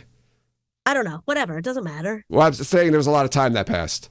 And then it's weird because the Damane's there, but then like there's action happening, and then she again that same Damane walks back down like the street again. It's a weird cut that happens there. But Rima's basically sacrifices herself, right? She says they're looking for a woman who could channel. I'll give them one. You two, hide or whatever, and I'll go take care of this. And then poor Basan gets it before he can kill Rima. He hesitates to kill her, and now what a jerk off! Now he got his Aes Sedai collared. What a jerk off! But not after she burns a Soldam's face and then cracks another one into a. Oh my god. Into a pretzel. Did you see? Was that the pretzel weave?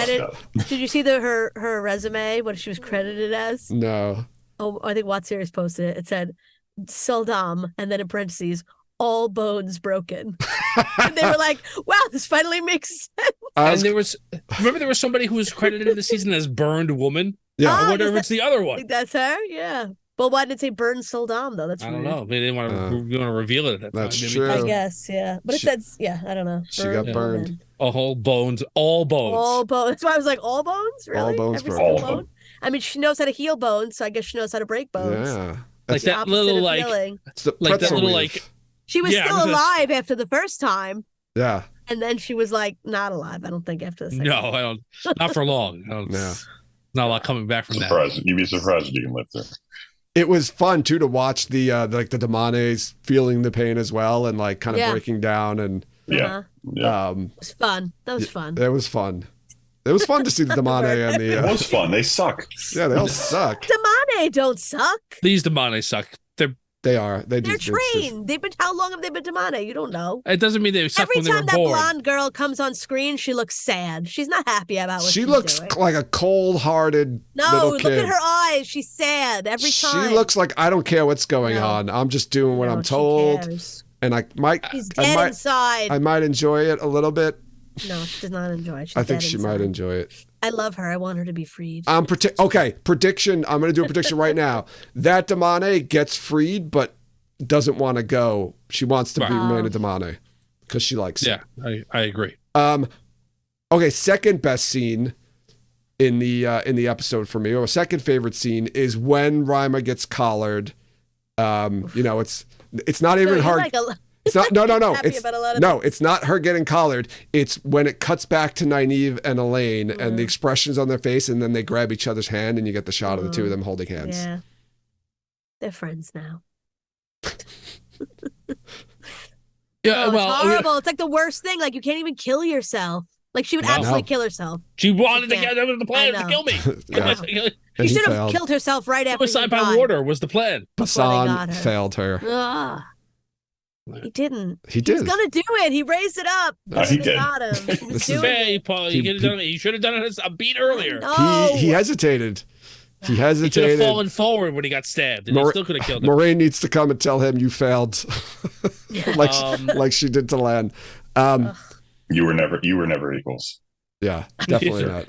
Clearly not. And then we get right during this. I love the way they cut this together. Like, oh my god! Because you got the Rima and Basan fighting the Damane and the Soldam and the Seanchan, and it cuts back to Rena on her final attempt to break Egwene. She just gets just hangs her up on the hook by her collar, and Egwene's just like choking Choking out. to death.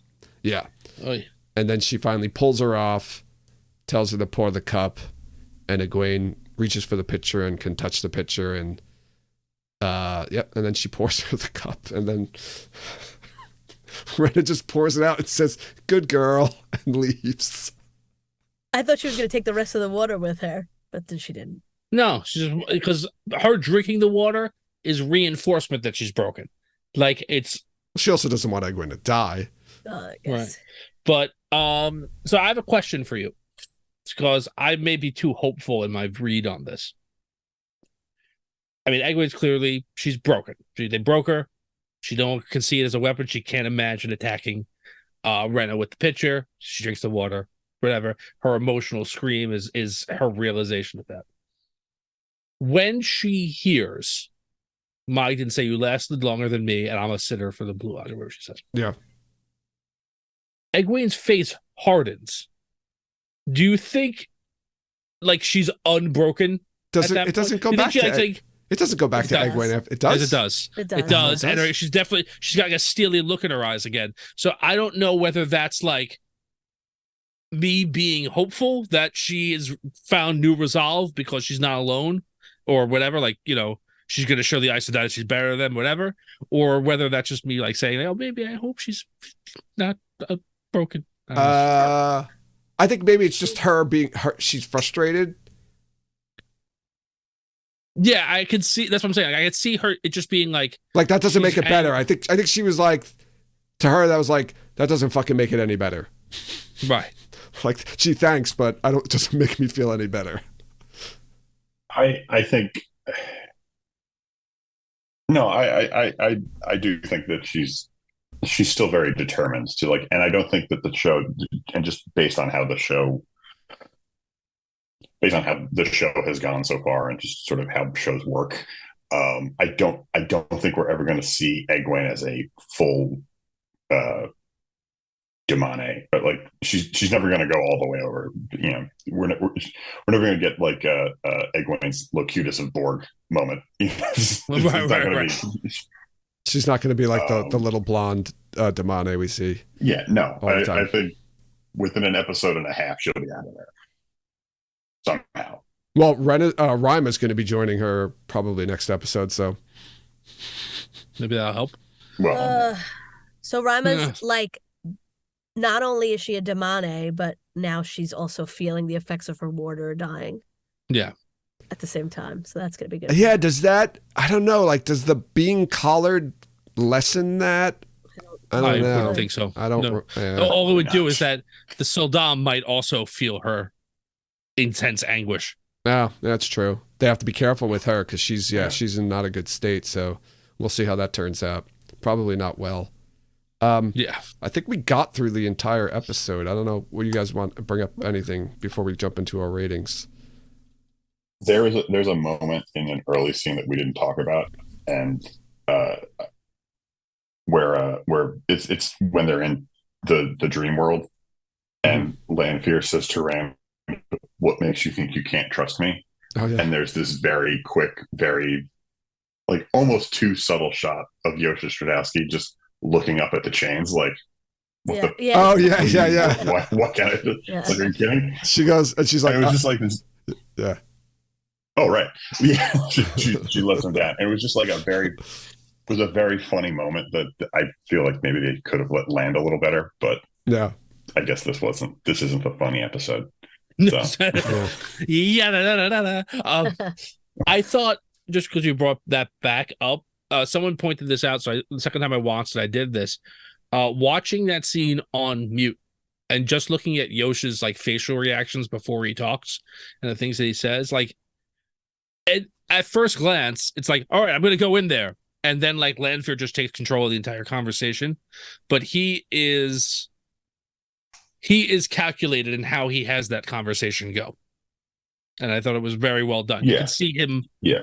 You could see him working her, which I thought was well done. Yeah. And agreed. He could have just went, "You've been lying to me for months about who you are." I mean, that's the other thing too. You are chained up. You want to be like, no, yeah, that was funny though. He did. He like looked up at it. I did like that little. I can't even. Why would I think that? Why would I don't know. Right. Well, yeah. Gosh, I wonder. I'm so sorry for not trusting you anymore. All right, should we jump into our ratings? Sure. Does anyone want to go first? Sure.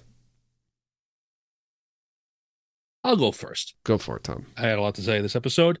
This is the best episode of television I've watched in a few years. I'm going to give this a 5. Okay. Wow. I'm going to give it a 4.25. I don't think it was the best episode of the season. I still think episode 3 was better. And it's kind of close to the last episode as well. But I think a 4.25 is good for me. I am going to give it a 4.7. 5. You can't get. I can't? Oh, 4.75. Damn it. So if we start I'm doing sorry. tens, Yeah, I want of to. points. I want to do a. I'm sorry. I want to do a 4.2653718. Okay, God. A 4.75. I really liked it a lot. I thought it was really good. There was a couple of little things in it that bothered me, which we've spoken about at length. But overall, I thought it was really good, really engaging, well acted, and yeah, it's getting really, really good. Quite the emotional roller coaster for sure. Yes.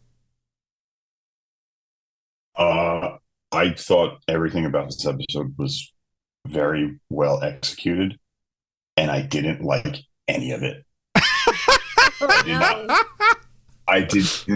I did not enjoy the experience of watching this episode at all. This is the only one I watched twice because I watched it the first time right when I had gotten home from a business trip and I was on a plane and I was just thought maybe I wasn't in the right mood, and I watched it again and I felt exactly the same way. Like I didn't enjoy watching it, but not in the way that I wasn't supposed to enjoy watching it, if that makes sense. I'm not supposed to enjoy watching Egwene getting tortured, right. And I didn't, but in a different way than they wanted me to not enjoy it. Okay. I don't think it was. I can't stress enough. I don't think it was bad. I just didn't like it at all. So I'm giving it a 3. Okay. Wow. 1 week after our unanimous decision, right? I know. Yes. Yes.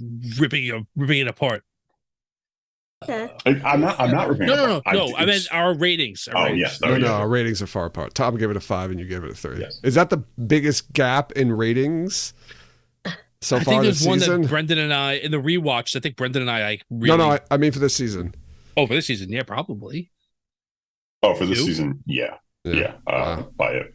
Yeah, definitely. Okay. No, I mean, and since we just sort of brought up season 1, I will say that compared to episode 6 of season 1, this was Citizen Kane. A mortician. No, sorry. What were our predictions for this episode? Shit, I have no idea what my prediction was. I'm going to start with mine because I couldn't have been more. If I had said they go to Mars, yes, I remember this. Would have been more correct. More wrong. That's right. Because my prediction was Egwene's situation improves. we told you that wasn't going to happen. Damn right. I think it was right.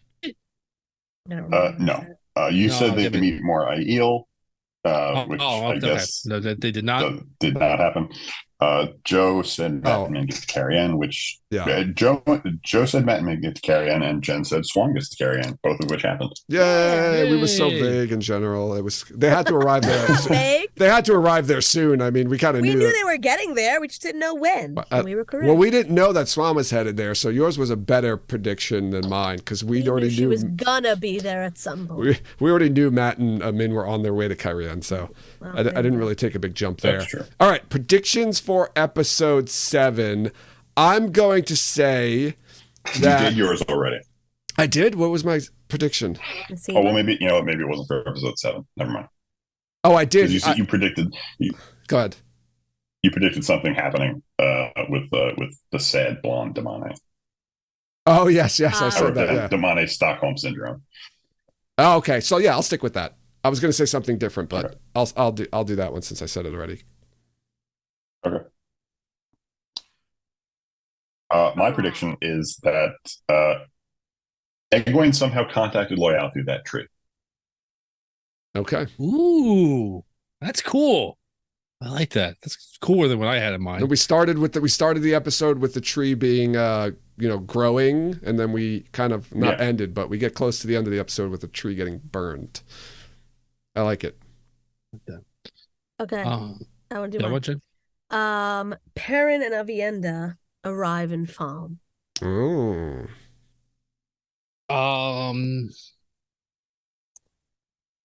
This may be not that strong a prediction, but I'm going to try and make it. Rand tells Lan, Matt is hiding in the city. You need to get him. Really? Okay. Yeah. Interesting. I like that one. All right. Good. These are our predictions. We're getting close to the end. Only 2 more episodes. Brendan, thank you for joining us. Thank you for your honest feedback, as always. And have a good night. Good night. You too, guys. Bye.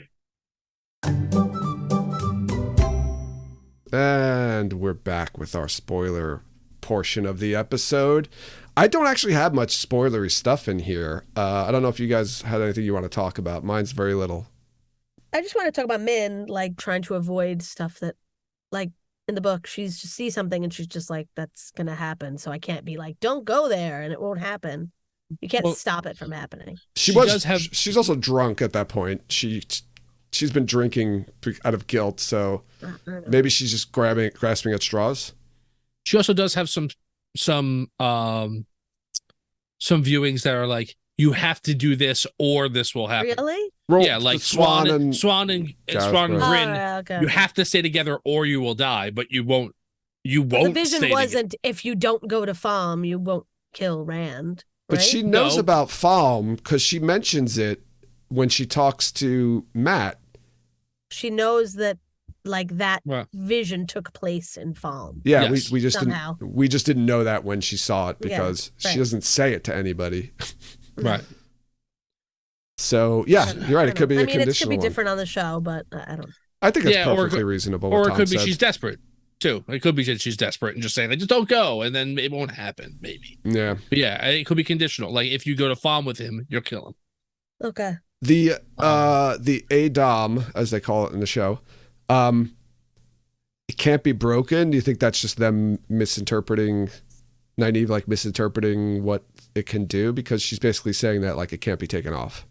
Well, somebody in chat was saying before, like, maybe you could take it off if you're gonna put it on somebody else. Well, how did Rima how did Rima and the other Aes Sedai get the It wasn't on anybody. It wasn't on anybody. In a room you think they? No, I think it was like they killed one that was trying to. They killed somebody who was trying to put it on one of them. Probably, right? Oh, really? Yes. Oh, I thought it was just like because like they died in order for her to have it. Like, yeah. So I think they were fighting the Sildam and Damane. Right. Oh, so you think it was already off somebody? It was going to go on one of those Aes Sedai. Yeah, like a Sildam had it in her hand. They killed her, took the collar, and then ripped the bracelet part off. Okay, all right. So I'm kind of interested where they're going with that. So I've seen some things, and I think this is interesting too. I don't know if this works or doesn't work, right? But she says it needs to be healed, and the only way it can be healed is being placed around someone's chattel. Like, well, Nynaeve believes anything can be healed, so maybe Nynaeve can just heal it. Yeah. Or what I also saw, which I thought was interesting, I have to kind of like parse this out in my head more, but I'll throw it out. Like, someone's like, she saw Rima unheal somebody by breaking all of their bones instead of fixing them, and maybe that's what you do to take it off. Yeah, I mean, like you can almost reverse the healing and bring it back to its original state. There's also the possibility that she goes to put it on Rena or another Sildam, because we know that can happen. Right, like you could take it off if it like senses it's gonna go on another one or something. Yeah, or she could just be wrong.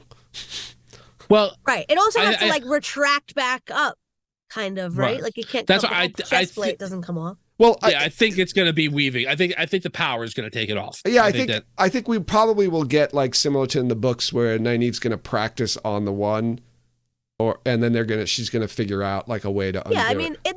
in the book, when they first try, they say there's no seam. Yeah, You know, you can't open. And then it. there's like a And then they secret latch. figure or out something. how. Yeah. yeah, So I don't know. yeah. Okay. I thought one little thing, Rena mentioned about when she says to Egwene about like being a novice. And I thought that was whatever. That was something little that I was like, the Seanchan don't really know about like the hierarchy in the White Tower. I assume that they broke mining and Yeah, pumped maybe. her for information. Yeah. Like they know the White Tower exists. Yeah. It's Right? not a big thing. I just something that I noticed and I thought I it think was they're a lot. already understand like that's the golden ticket to winning is taking the tower.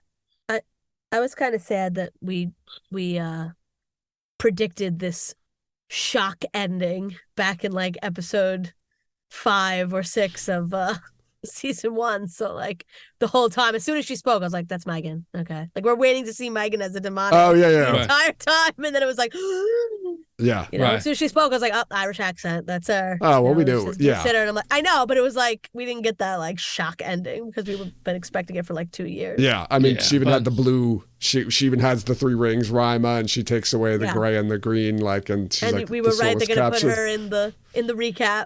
Yeah. Yes. So that's yeah, exactly how we thought it was going to be. yeah. Okay. We got a name drop for Anaya in this Yeah. episode. So Anaya Yeah. seems like she potentially could be in the show, or it could have just been a name drop. Yeah, I think it was just a. Also, right, I got the whole vibe when Swan shows up with the other Aes Sedai. I was like, oh, this is like the Great Hunt in Faldara when Yes. right, and she's gonna meet with Rand. We know that Yeah. that's gonna happen from the trailer. So this is kind of like that whole scene, but happening at the end of the season instead of at the beginning. Yeah, I think that's cool. I think you're going to get a similar scene. Although I really do think that, a lot of what she's going to be doing is not to talk to Rand, but to talk to Moiraine and be like, get yourself together. Mhm. But I was going to say there was something else and it's gone now. Oh, I just wanted to say, because I don't think that we really, we talked about it a little bit, but they're really giving you over the course of this season a lot of like Archer Hawkwing like teases about like, hey, there's this king that like 1,000 years ago, and like they're the Pendrags and all the rest of that stuff, and like, yeah, I don't know, I really feel like we're going to see him at the end of the season and talk to him. Well, I think we know that we are going to see him. Do we know that definitively? I don't know. Well, we know the Do we do? heroes are going to be there. I don't know Well, if we. yeah. Yeah. But Yeah, we don't. Yeah, I don't think we specifically know Hawkling himself, but I mean, we heard right, I Birgitta heard his and name, right? Amarasu. So embarrassing. Yeah, I think it makes sense. They're not Yeah, going to it makes cut sense. Archer Hawkling out. Like no. of all the heroes of the Horn, that's the one you should have. I guess he's number 2, right? Birgitta is the must. Oh, that's true. Yeah. She has a bigger role Yeah. for sure. Yeah. Yeah, that's the only stuff I had. I mean, we could talk a little bit more about when they visit Egwene in the dream. I mean, we talked a bit about it in the show. I think you both wanted to talk about that, right? Didn't one of you said that? I think. Yeah, no, I When think we brought it up. I think we got through it. I want to say they've done a very good job so far in an episode and a half of laying the groundwork for Tel'aran'rhiod and how it works, and very like happy about that.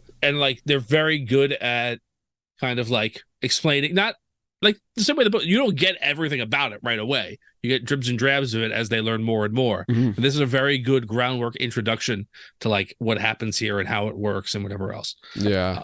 I don't think they're clear about like what's a dream and what's Tel'aran'rhiod though. Like Egwene's, I think was Egwene's dream. Yeah, But they went into it. But You think is they went? Rand You think she went into a dream? but Rand is in Tel'aran'rhiod, Yes. and like Yeah, Min's in Tel'aran'rhiod. Like Yeah, they're- how? Or I think I They're mean, pulling them into Ishamael, yeah, Ishamael probably they can pull people in, into the Wow. dream shards too. So they It's just like, that where they're not being very clear about like, well, that was this gonna is a dream, this is Teleron Riyadh. Well, Like we're going leaving Teleron Riyadh and going into a dream. Like, But you're not going to know that until the characters I know. learn that. I think I know. Egwene is going to learn about that stuff, and that's when we'll learn about it. Because that happens in the books too. Things happen, and you don't know how the hell they're happening. And then here are the rules. This is what you can do, and this is what you can't do. And then we'll just put dream shards in at the end to explain some of the stuff. Well, that's why I was going to ask the question. Like, did they go into Egwene's dream, or did Lanfear pull Egwene into Teleron Riyadh? Possible. I don't know. Just It's like, why would Egwene dream about laying in the cell? So Yeah, it could be. Was pulling her into Teleron Riyadh. In the cell in Teleron Riyadh. Yeah. Instead of like dreaming about where she's been, in the same place she's already is. Yeah. Interesting. Yeah, that's all I had on the. I mean, I made this one other note. Like for a second, I thought that the guy standing next to Lan when he goes to when Swan he goes to see Swan and the door opens and there's a guy standing next to Lan. I thought for a second that was her warder, but then I noticed they were all wearing the same uniform, and I was like, does Swan not have a warder? Yeah, they haven't really mentioned it. Yeah, I don't think she does. Just took him away because he doesn't do anything. Yeah, it's true. It's not like he makes much of an appearance in the books, but no, he's around a couple of times and then dies. Yeah. All right. Anyone have anything else?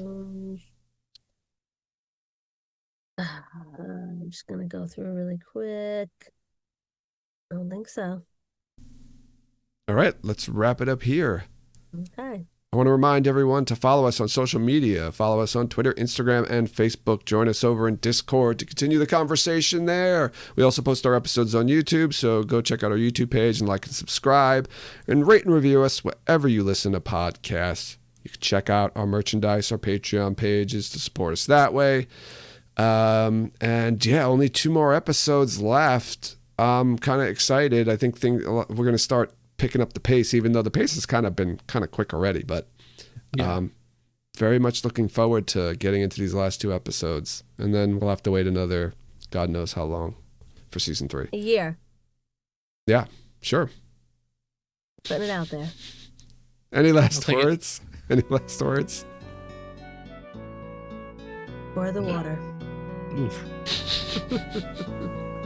Thanks everyone for listening, and you'll hear us next time.